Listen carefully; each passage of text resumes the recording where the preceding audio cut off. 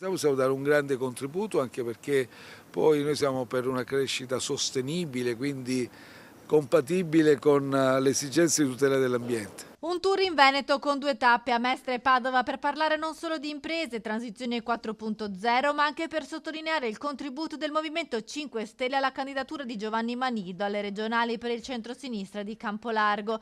Giuseppe Conte, dopo aver partecipato ad un presidio davanti alla sede di Veneto Sviluppo a Mestre e prima di visitare il Competence Center di Padova, ha definito Manido come la scelta più competitiva per la sfida in Veneto. Competitività che manca però alle imprese, ha poi detto il presidente Pentastellato, citando la Commissione europea che certifica che l'Italia sarà ultima in Europa per crescita nel prossimo triennio. Il Veneto inizia ad andare in difficoltà con un declino anche produttivo, abbiamo imprese che sono sommerse dal caro bollette, da una pressione fiscale molto alta, sono arrivati anche i dazi.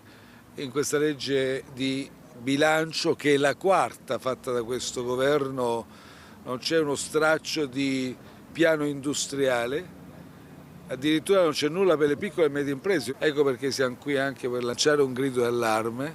Ritorniamo quantomeno a transizione 4.0, che contempla agevolazioni per le imprese che innovano, per le imprese che offrono sana occupazione,